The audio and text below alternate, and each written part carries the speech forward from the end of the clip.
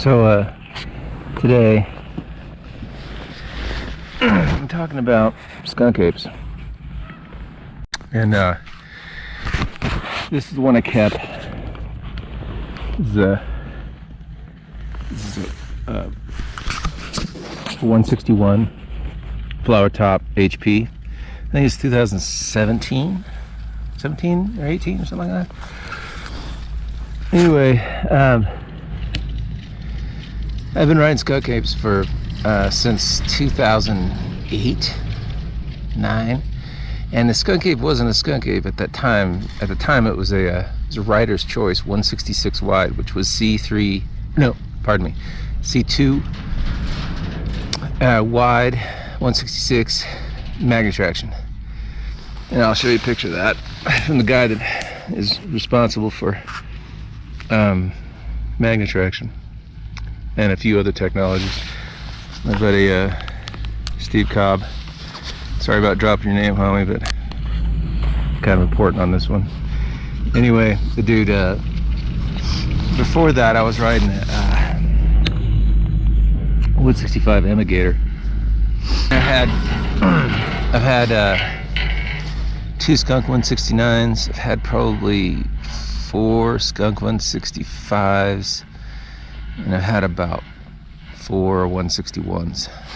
And I always got to say this, but I'm 220, 225, 6'4",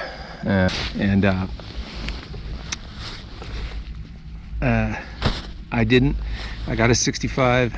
I rode 66s, that rider's choice GNU 66, and then into 65s. Rode 65s for about 3 years, and then I got a 69 glass board. At the time they started making glass and HP available on the same boards. A couple of years they were like, you can get it in glass, you can get it in HP. And I had a 69 in glass. It was pretty heavy. It was that's a lot of snowboard, man. And so I ended up getting so bright. Ended up getting a 69 and an HP. Oh, that's better. Thanks for the goggles, Jared Gallegos. Anyway, and so then the HP 69 skunk was light. It was a sick board, and I there's something that you should know between HP and glass, and right now I don't know if Mervin's offering 2 boards that come both in glass and an HP, but I was able to ride them side by side, back to back, and different sizes and everything. And the HP is, there's a place and a time for everything. Again, I'm a bigger kid, so in a 65, I like the glass board. I don't like the HP of a 65. And in a 69, I also like the glass board, but it was heavy. The HP is notably lighter.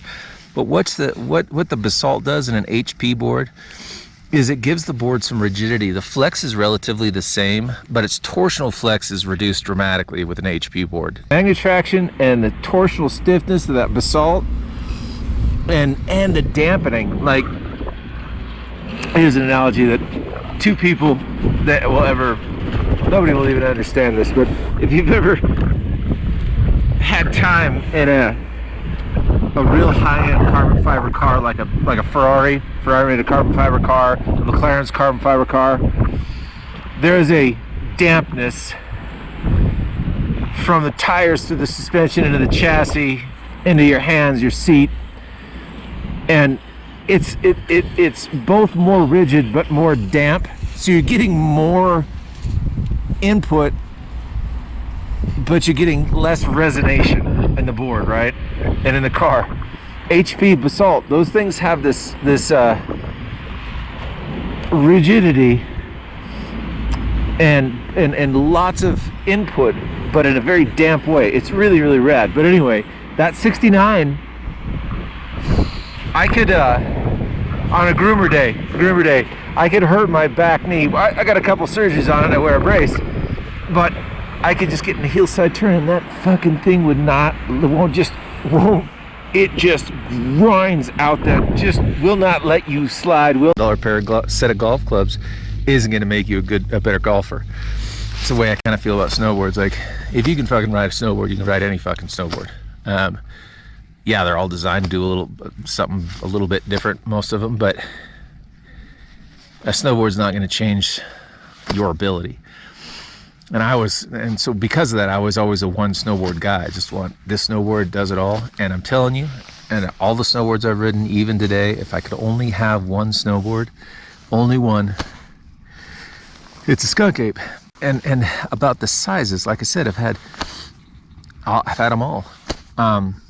All the Skunk Apes for the last 10 years in 3 different sizes. Never had a 57 though. Always wanted one. Never bothered with it. But my favorite of all of them, talking about glass boards, HP versions of them, etc. Currently, today, you can only get HP versions of a Skunk. But for me, at 225 and 6'4", my favorite Skunk is a 161 in an HP. I don't like the 161 in a glass because it's not enough. It's just not enough stopping power. It's just not enough there. But when you go to a 65, I like the glass board better because you end up with more edge contact or just more snowboard. You know, we get to a 69, like, well, fucking HP is like a super high performance snowboard for a dude that has logs for his legs, you know? Like, if you're 260 and you want to float and you got the power to grind out turns and make that board work, the 69s, they're amazing snowboards. They work in every single condition. Like, it does one turn. I know that sounds weird, but it does one turn. You get that thing on rail, the board starts to bend, and as soon as that board, the tip and the tail, bend into the contour of the belly, as soon as that makes it, that's the turn it makes. And it doesn't like making a shorter turn than that. It doesn't like making a longer turn than that. That's the turn it likes to make. And I'm speculating on this because I really don't know, but when you're flexing, like say you're at a shop and you're flexing a C2 board, try to register how much flex you're getting between the bindings where that reverse bend is. Like when you're flexing the board, give it a deep bend. How much tip and tail bend are you getting, and how much actually flex are you getting through the middle of the board? Because I think, and this is just see the pants kind of deal, is I just don't think the way the board is pressed like that, it makes like a, you know, like corrugation. Like it's gonna naturally make for the board to have places that flex differently. And I just think that C2 through the middle, man, like I said, when I've only ridden Skunk Apes maybe twice, maybe 3 times in the last 2 seasons, you know, like I started riding different boards and whatever, and every time I get on, I'm like, oh, I love this thing, man, it's so rad. But I start to recognize like it does one turn, it makes one turn. Like a board with taper on it or something like this, or just camber boards, particularly in a taper board, it makes different size turns. You know, you can weight the thing in a different way, and the board has an even flex all the way through your feet. So why I like the C2 or C3 so much is that the C3 is just flat, like it doesn't bend backwards, so it doesn't, I don't know, it allows for a slidey turn or a, you know, a slashy kind of turn where that C2, man, with magnet traction, like I said, it's 55 and the 69 make the same turn. One's just longer than the other, one's more buoyant. It's not any wider through the feet. It's wider than tip and tail, but not so much that you notice it unless you got it on an HP. And the 65, the 61 goes to an 8.4 side cut versus an 8.5 that's on the 65 and 69. And I found that I like the 8.4 better. Part of the reason I like the 61 the best out of all those boards is it makes a little bit tighter turn. A turn that when I'm in the trees and stuff, and how I use that board, that's the radius, the turn and the flex I like to have. And when I'm out on hard pack and stuff, like, yeah, it just makes that one turn. And it's pretty bizarre. I actually had a buddy of mine, I was just rolling this groomer and he shot a little shot at me, and I started reflecting on all of the years that I've had on that C2, on that Skunk Ape, and like anytime you're on a groomer or anything, it makes one turn. Like this is where it likes to turn. Like you can slip it up a little bit. So I want to talk about the Skunk Ape because I just don't think I've done it justice yet about how long I rode it and how much I enjoyed it. But admittedly, admittedly, I just didn't ride any camber boards. It's just what I was getting. You know what I mean? More stuff was made available to me, so I started riding different boards. The thing about C2 is that they are really buoyant. They can be really buoyant, and so you can regulate your snow depth with speed. Like, you don't need a big taper. You don't need to set the bindings all the way back. You can, as soon as as soon as you're going any speed at all, they start to float. They get right up on top of the snow, and so I just never needed. I ride a little bit faster than many people, and buoyancy is never a problem because I always manage my buoyancy with speed. And so the 61 is plenty of surface area, and the C2 is plenty buoyant, and it's also just a little more manageable when you're in tight trees, which is mostly what I ride. The other thing that's really cool about them is, like, when you do get used to them and you're riding parks and stuff like that, and you're doing half caps and butter tricks and crap like that, they're and I don't do a lot of that stuff anymore because, again, like, I'm an old bastard. But it's really amazing how, like, if you get on a camber board, if you like in a single day, if you ride a C2 board and a C3 board, like, and not like a hot knife or like a bird, a C2 like a titty fish or a E-jack, something like camber.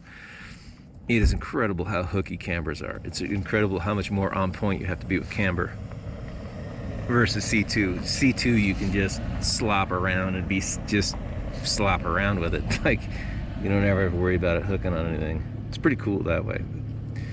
Anyway, they're cool boards, man. Anybody would be stoked to have one. Just so we're totally clear, there's a snow condition that we get here a lot at my home mountain, and that is you get anything over 6 inches of new snow, right? And it all gets skied out, and it gets wind blown, and it all gets molested. And that molested snow that's not totally set up, it's like half set up, kind of pack pow, something you can plow through. There is no better weapon to mash through heavy, thick snow, not set up snow, thick snow, like, and really just destroy that snow. Skunk apes are really, really good at that chundery setup kind of.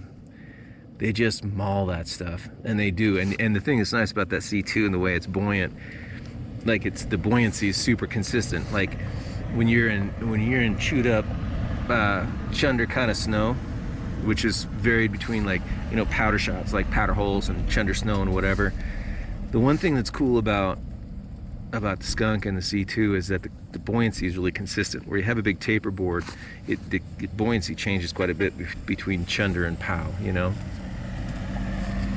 That sort of chunder and pow and magnet traction, and the C2, you can get real comfortable with just mauling that stuff, and the board is always consistent. It's always consistent in that stuff.